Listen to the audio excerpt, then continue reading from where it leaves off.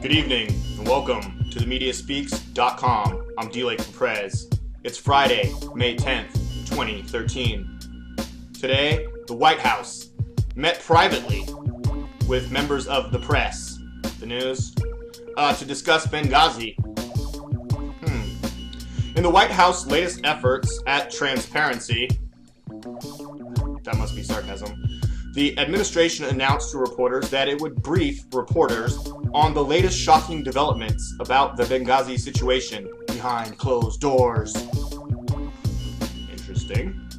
Politico reports that the meeting started at approximately 12:45 p.m. Eastern Time, and that it moved the normal press briefing to 1:45 p.m. Eastern Time. Jay Carney, the White House press secretary, the guy that looks like Michael J. Fox, like a little kid, who is a moron and who I despise, did not comment on whether the meeting took place. Okay, well, like we need him to tell us anything. The off-the-record session was announced to reporters in the wake of an ABC News report, showing that White House and State Department officials were involved in revising the now discredited CIA talking points about the attack on Benghazi. I'll tell you right now, immediately what's been discredited by yours truly, DLAKE for PREZ, is this garbage Innocence of the Muslims movie that was supposedly the catalyst for the whole attack.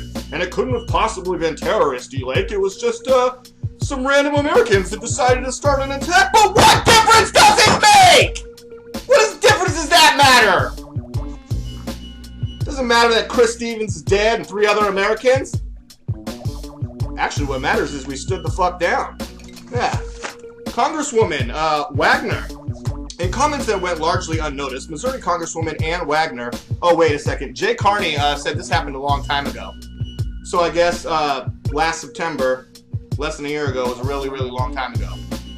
Well, anything that happened before Barack's re-election was a long time ago. Right. But apparently a lot of people still have questions. And leave it to the Democrats to say that the Republicans are making it a political issue. But they're not.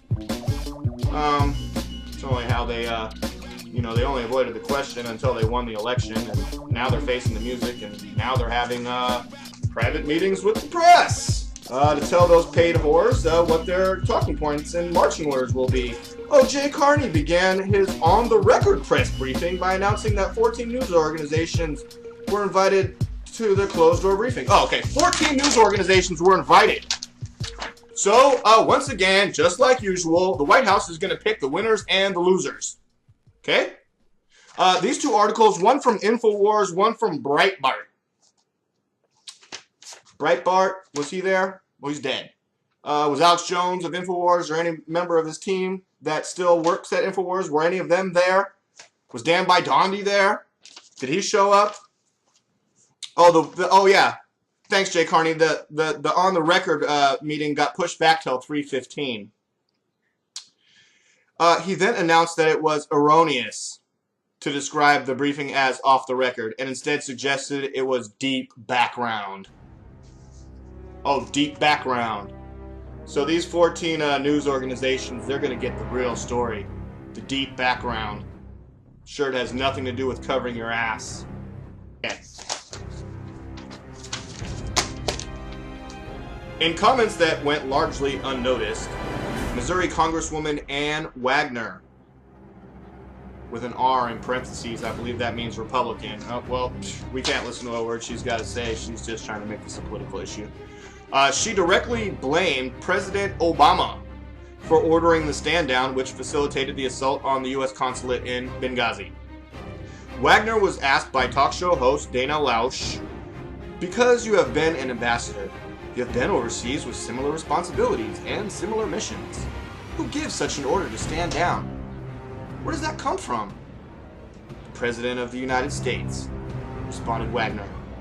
The White House has been scrambling to avoid the question of who gave the stand down order ever since whistleblower Greg Hicks, who was number 2 to Ambassador Chris Stevens, testified that U.S. Special Forces were ready to board a plane in Tripoli, but were prevented from coming to the aid of those under assault inside the consulate. You guys can't go.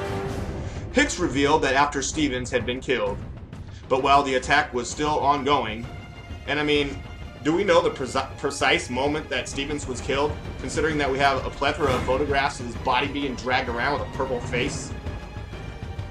And some of those pictures, it's unclear if he's still alive or dead.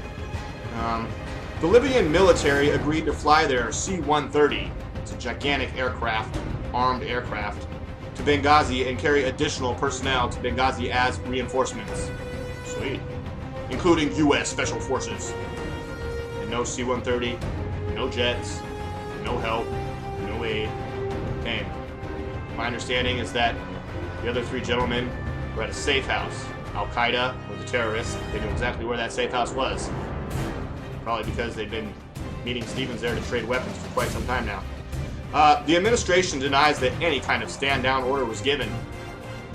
Well, sweet, let's catch him in a lie. That's why we need to have a secret meeting with the press, 14 stations or something. The ones that they've decided are gonna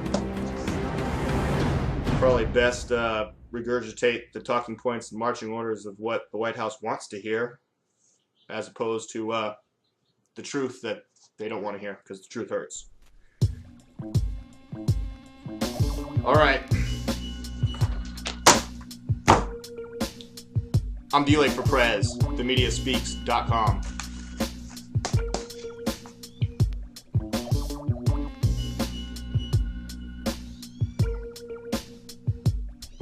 Fuzz brother, go take care of your kittens immediately.